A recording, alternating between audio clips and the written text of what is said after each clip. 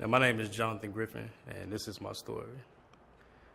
Growing up as a child, I never really dealt with the effects of drugs personally, but I saw it firsthand with family and friends. Uh, I I lost my grandparents before I was even born, so that kind of affected me in a way growing up because I never had that relationship with them, and that led me to drinking at an early age.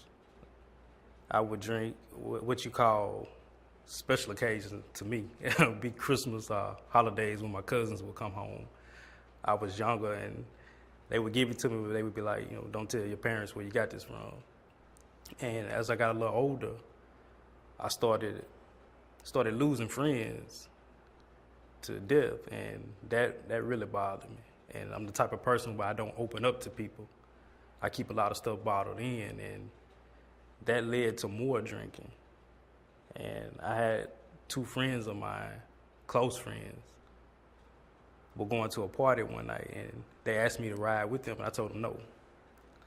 And my friend who was driving the vehicle, he picked up another friend of mine to go in my place.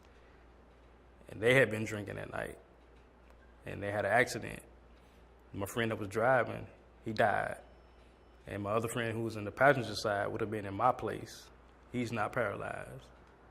And I think about that daily, sometimes 2 or 3 times a day.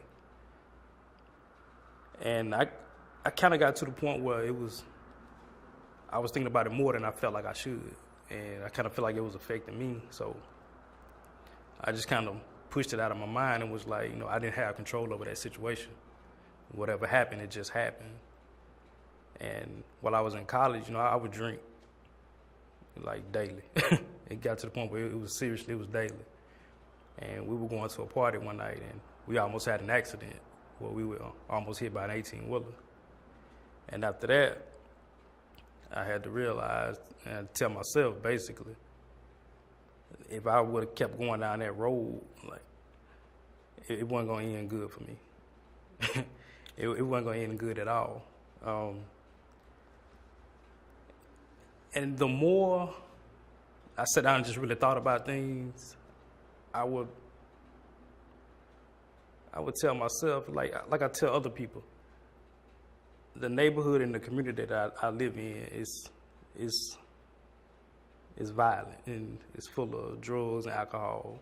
But I tell people, it's easy to be in that environment, but you don't have to let that environment get in you.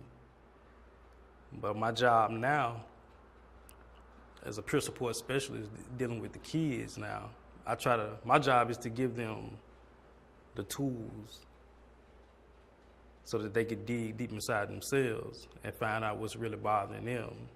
Because that's a situation that they have to fix themselves. No, I can't fix it for them. All I can do is just give them the tools, and they have to go on and further and find what's really bothering them. I actually haven't drank anything in 12 years. I lost a close friend of mine, and he died because of his drinking and smoking.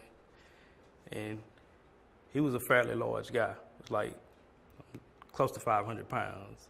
And the doctors were telling him he had to stop drinking and smoking, but he didn't. And when he passed, it just made me see things in a different perspective for his life. You can, like people always say, like tomorrow is not promised, but I look at it like the end of the day is not promised. So I chose to do something that will make a difference, and not only in my life, but someone else's life. Because it's good in everyone, but some people, they just need the extra push to see things in themselves. And if I can go a day, and I may not help everybody. I come to realize that you may not help everybody, but if you could just help that one person, that right there, that makes my whole day. Working with individuals as a peer support specialist, you see them at their best, you see them at their worst. But at the same time, they're also seeing you at your worst and at your best, because a lot of the youth that I work with, they think I'm helping them, but when I really sit down at the end of the day and think about it, the youth are actually helping me, because growing up, I dealt with anger. I was very angry. At who? I couldn't tell you. At what? Pretty much everything. I didn't know how to express myself positively. All I knew was just being aggressive. And it was a retired school teacher at my church. I used to get in trouble in church a lot also. And she sat me down and she gave me a book to read by Dr. Ben Carson. It was called Gifted Hands. And after I read Gifted Hands, it let me realize that even in Dr. Carson's situation where he grew up in the projects and his mom working 3 jobs, she still demanded that they excel with their grades and staying out of trouble, and he did that. And it pushed him to want to further himself and move from the projects. And the next book that I read of Dr. Carson's was Think Big. And Think Big, it opened my eyes up to a array of things. And after that,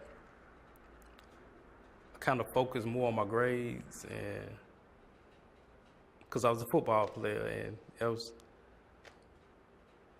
I'm not gonna say I was a star, but they treated me like that.